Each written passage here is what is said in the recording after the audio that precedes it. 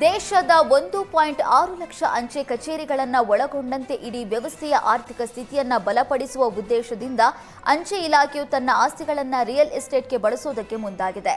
ತನ್ನ ಒಡೆತನದಲ್ಲಿರುವ ಭೂಮಿಯನ್ನ ಕಟ್ಟಡಗಳನ್ನು ನಿರ್ಮಿಸಿ ಅವುಗಳನ್ನು ಬಾಡಿಗೆಗೆ ನೀಡೋದಕ್ಕೆ ಯೋಚಿಸ್ತಾ ಇದೆ ಅಂತ ಸಂಪರ್ಕ ಸಚಿವ ಜ್ಯೋತಿರಾದಿತ್ಯ ಸಿಂಧ್ಯಾ ಮಾಹಿತಿ ನೀಡಿದ್ದಾರೆ.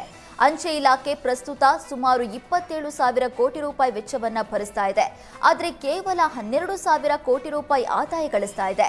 ಮುಂದಿನ 5 ವರ್ಷಗಳಲ್ಲಿ ಆರ್ಥಿಕವಾಗಿ ಸುಸ್ಥಿರತೆ ಸಾಧಿಸುವ ಉದ್ದೇಶದಿಂದ ದೇಶದಾದ್ಯಂತ ಇಲಾಖೆ ಹೊಂದಿರುವ ಆಸ್ತಿಗಳನ್ನು ಗುರುತಿಸಿ ಅಲ್ಲಿ ಕಟ್ಟಡಗಳನ್ನು ನಿರ್ಮಿಸಿ ಗುತ್ತಿಗೆಗೆ ನೀಡೋದಕ್ಕೆ ಮುಂದಾಗಿದೆ. ಅಂಚೆ ಇಲಾಖೆಯ ಕಾರ್ಯಚಟುವಟಿಕೆಗಳ ಜೊತೆಗೆ ಈ ಕಟ್ಟಡಗಳನ್ನು ವಾಣಿಜ್ಯಿಕವಾಗಿ ಲಾಭದಾಯಕವಾಗುವಂತೆ ಮಾಡೋದಕ್ಕೆ ಸಿದ್ಧತೆ ನಡೆಸ್ತಾ ಇದೆ ಅಂತ ಹೇಳಿದರು.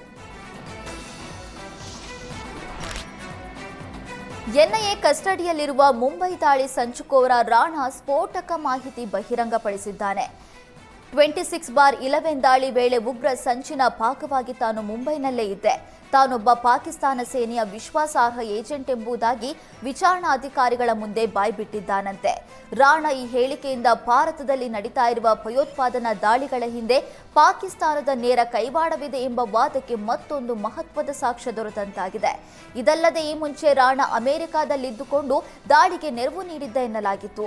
ಆದರೆ ಈಗ ಆತ ದಾಳಿಯಲ್ಲಿ ನೇರವಾಗಿ ಭಾಗಿಯಾಗಿದ್ದಾನೆ ಹಾಗೂ ದಾಳಿ ವೇಳೆ ಆತ ಮುಂಬೈನಲ್ಲಿದ್ದೆ ಎಂಬ ವಿಷಯ ಮೊದಲ ಬಾರಿ ಬಹಿರಂಗವಾಗಿದೆ. ಮುಂಬೈ ದಾಳಿಗಾಗಿ ಲಷ್ಕರ್ ಎ ತೊಯ್ಬಾ ಉಗ್ರ ಸಂಘಟನೆಗೆ ನೆರವು ನೀಡಿದ ಮತ್ತು ಡೆನ್ಮಾರ್ಕ್ನಲ್ಲಿ ಬಾಂಬ್ ಸ್ಫೋಟದ ಸಂಚಿಗೆ ಸಂಬಂಧಿಸಿ ಪಾಕಿಸ್ತಾನ ಮೂಲದ ಕೆನಡಾ ನಾಗರಿಕನಾದ ರಾಣಾನನ್ನ ಅಮೆರಿಕದಲ್ಲಿ ಬಂಧಿಸಲಾಗಿತ್ತು. ಇತ್ತೀಚೆಗಷ್ಟೇ ಭಾರತದ ಮನವಿ ಮೇರೆಗೆ ಆತನನ್ನ ಗಡೀಪಾರು ಮಾಡಲಾಗಿತ್ತು.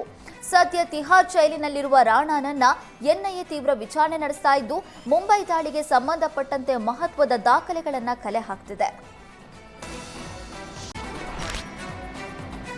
ರೇಣುಕಾಸ್ವಾಮಿ ಕೊಲೆ ಪ್ರಕರಣದ ಆರೋಪಿ ದರ್ಶನ್ ವಿದೇಶಕ್ಕೆ ತೆರಳುವ ಬಗ್ಗೆ ಇಂದು 57ನೇ ಸೆಷನ್ಸ್ ಕೋರ್ಟ್ ಆದೇಶ ಹೊರಡಿಸಲಿದೆ.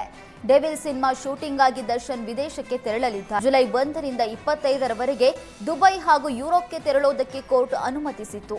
ಆದರೆ ಇಸ್ರೇಲ್ನಲ್ಲಿ ಯುದ್ಧದ ಕಾರಣದಿಂದ ದುಬೈ ಪ್ರವಾಸ ರದ್ದು ಮಾಡಲಾಗಿತ್ತು. ಇದೀಗ ಜುಲೈ 11ರಿಂದ 30ರವರೆಗೆ ದಿನಾಂಕ ಬದಲಾವಣೆಗೆ ಕೋರಿ ದರ್ಶನ್ ಅರ್ಜಿ ಸಲ್ಲಿಸಿದ್ದು ಥೈಲ್ಯಾಂಡ್ಗೆ ಹೋಗೋದಕ್ಕೆ ಪ್ಲಾನ್ ಮಾಡಲಾಗಿದೆ.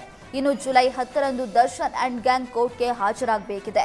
ಆದ್ರಿಂದ ಜುಲೈ 10ರಂದು ಕೋರ್ಟ್ಗೆ ಹಾಜರಾಗಿ ವಿದೇಶಕ್ಕೆ ತೆರಳುವುದಕ್ಕೆ ದರ್ಶನ್ ಸಿದ್ಧತೆ ನಡೆಸಿದ್ದಾರೆ.